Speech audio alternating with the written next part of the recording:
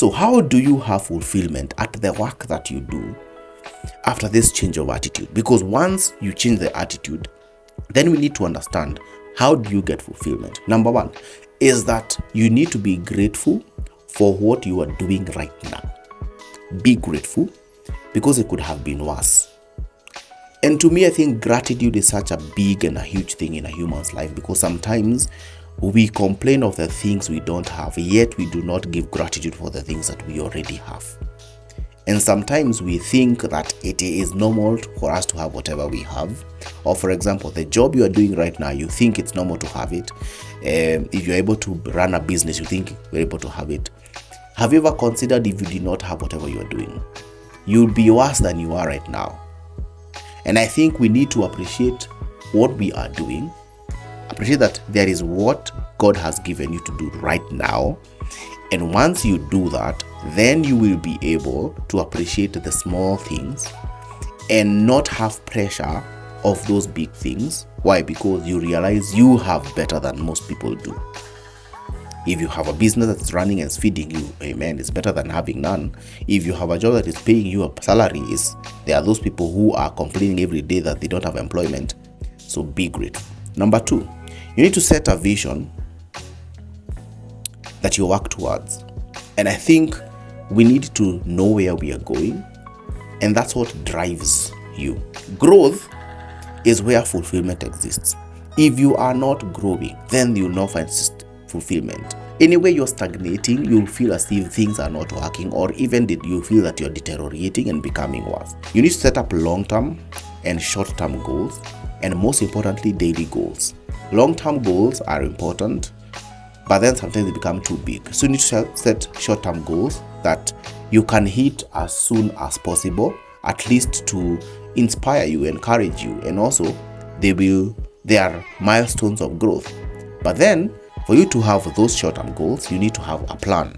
Daily goals. You need to have daily goals, and these goals are things that you do daily to achieve a short-term goal, and then many short-term goals to achieve a long-term goal. So, and as you move towards your growth, there is this certain feeling of fulfillment, as if things are working, as if there's something you're trying to achieve. And if you're not working in what we call the dream job, but you keep setting small goals and achieving them, you will feel more satisfied in this job that is not your dream job, more than working in your dream job that you don't have a plan and there is no growth.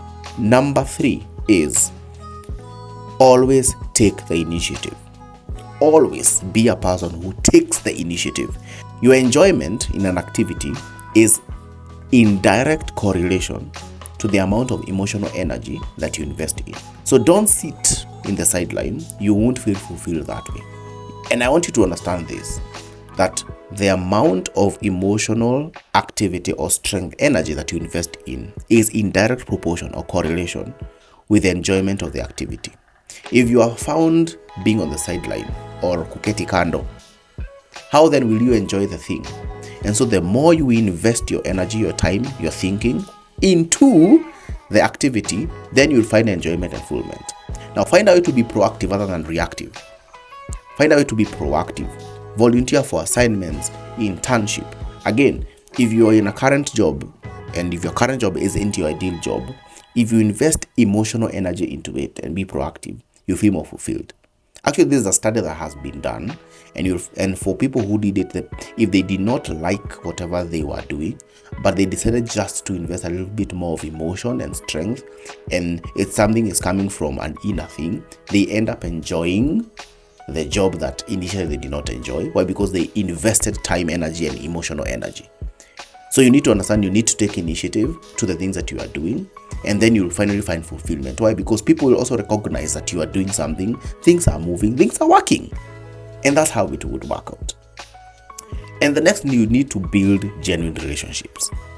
Build genuine relationships. Now, it feels good to have positive people in your life.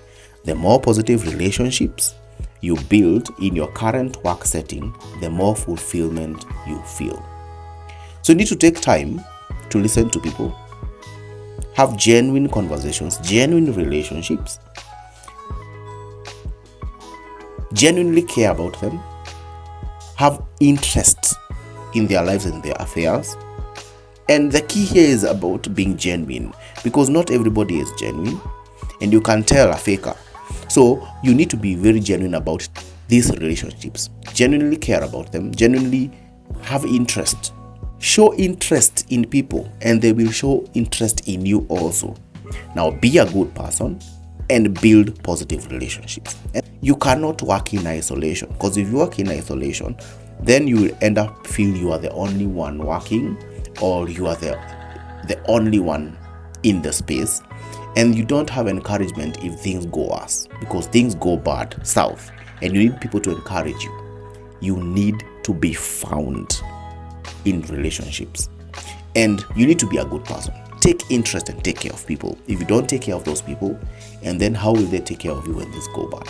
And that's when you feel that things are not working. There's no fulfillment. You need to leave this job. You need to go find something else to do. Yet it's not the thing. It's not about the job. It's about the people and the relationships they are building. Actually, most people don't leave their workplaces because of the connections they have made. Have you had people who resign or retire and they cry and they feel so bad that the team is just feel so bad that person has to leave? And that's the effect you have when you build relationships.